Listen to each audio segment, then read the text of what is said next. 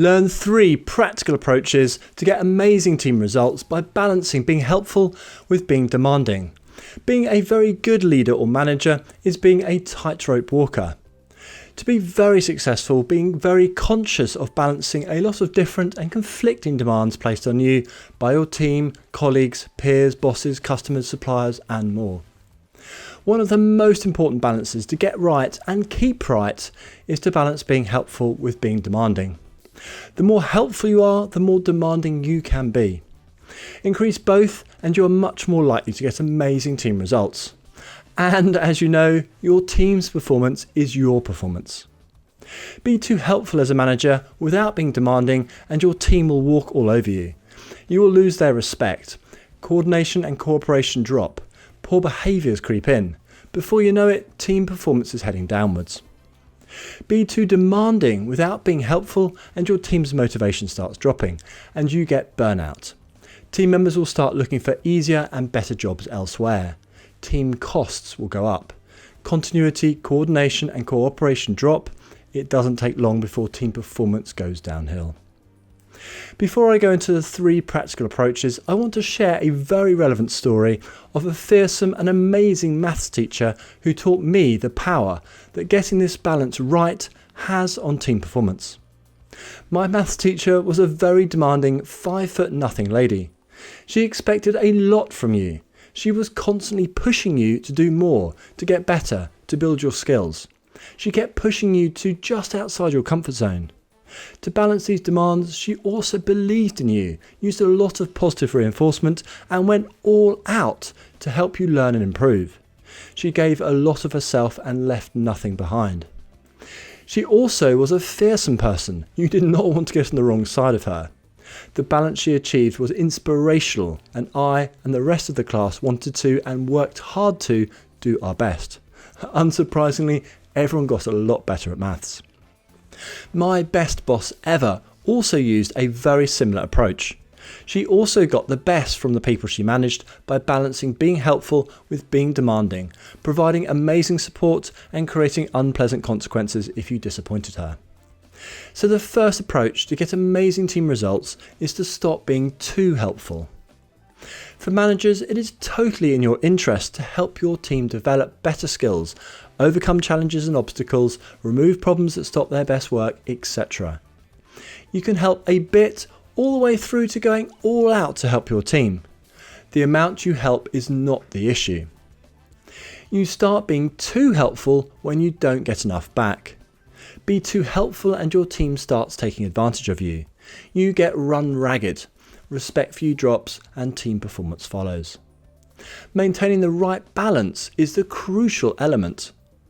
3 really helpful tests or approaches for you to get the right balance between being helpful and being too helpful are: firstly, don't repeat the help provided too often. For example, when I explain how to do a particular task, I expect the team member to put in the effort to learn and do the task well. I prefer to explain once.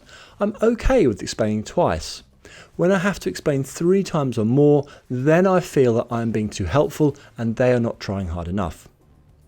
Secondly, another way to stop being too helpful is to think carefully about where your responsibilities end and where theirs start. For example, explaining and teaching how to follow up with sales leads is different from following up yourself on behalf of team members. Teach your team how to do their jobs better, but don't do their jobs for them. Clearly set your boundaries between your responsibilities and theirs and stick to them. Be very helpful to a point. Then stop being helpful and start asking them to deliver what is expected of them. Thirdly, a good test to stop being too helpful at work is to think about what you are giving to your team member and what they are giving back to you. If you consistently give more than you get back, it is a sure sign that you need to stop being too helpful. Create clear, sensible boundaries and stick to them. Work at maintaining the right give and take balance.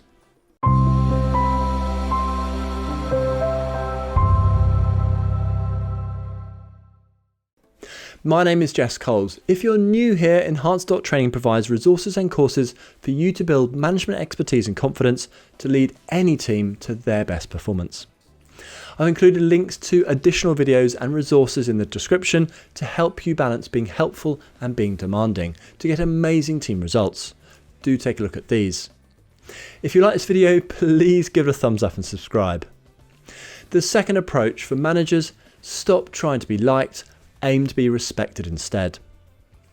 If your character needs other people to like you, or if you desire to be liked outweighs your responsibility as a manager to drive better team performance, managing others is probably not a good career choice for you. Being a successful manager or leader requires you to do the best you can for your team as a whole. That includes making tough decisions and unpopular choices. I personally have seen plenty of managers focus more on being liked than doing their best for their team. Ironically, these managers end up not being liked by their team for the right reasons and not being liked by their bosses either. Neither leads to good job security as a manager. Stop trying to be liked. Instead, aim to be respected. There are a ton of things that you can do to be respected as a manager. Some being, firstly, work hard to improve the working lives of your team members. Secondly, set clear goals and expectations and consistently stick to these. Your team will feel safer, more motivated, and have a clearer purpose. Third, be there for your team. Demonstrate that you have their back and that you trust them day in, day out. Fourth, put in the effort to develop your team members and move them closer to achieving their ambitions. Fifth, protect your team from low-value requests, fighting over resources, politics, too many changes of direction, etc. Sixth, balance what you give with what you ask from your team. The more effective you are at helping your team members maximise their potential and creating the right environment for great performance, the more respect you'll get as a manager. The amount of respect you get is directly linked to how competent you are as a manager or leader. Focus on being good at your job as a manager and respect will follow. The third approach to get amazing team results is to demand more by providing more. We all want to be treated fairly. A fair exchange is ingrained in human nature. The minute we feel we are being unfairly treated, we start resisting. We reduce our efforts to get back to that fair balance. When we are being given a lot, when the balance is unfairly to our advantage, when asked, we will happily do more to make the exchange fairer. Use this dynamic to your advantage.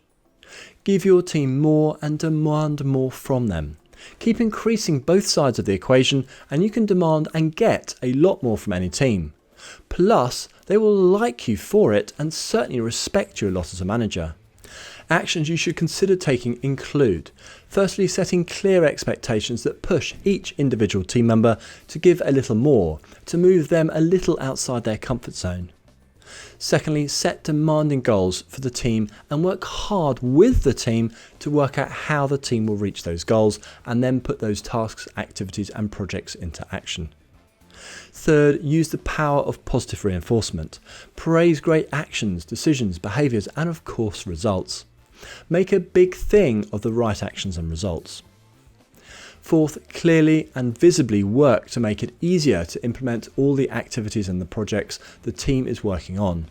Stop distractions. Fight to give them enough space and focus. Communicate and share information regularly and honestly. Fifth, fight hard to get and keep resources and ensure they are in the right place when needed.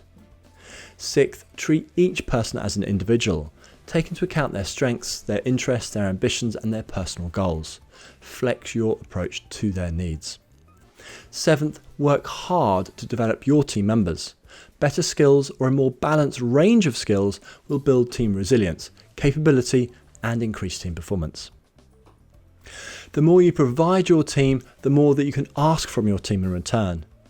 Always check how well you are maintaining a fair exchange. This approach does require additional work on your part. You need to work out if the rewards this approach creates are worth it to you. They always were for me. Work smartly before working harder. The more you provide your team, the more demanding you can be without negatively impacting team motivation and performance. So in summary, to get amazing team results and the best team performance that you can, work on balancing being helpful with being demanding. Being helpful to your team is an incredibly important part of being a good manager. Equally important is keeping a good balance with being demanding. Your team should feel they're getting a fair deal, not a cushy deal or a bad deal. Don't forget to visit us at Enhance.training to get the tools to build your management expertise as quickly as possible so that you can lead your team to their best performance. If you have any questions on Get Amazing Team Results, balance being helpful with being demanding, please leave a comment below and I'll get back to you. Thanks very much for watching, and I look forward to speaking to you again soon.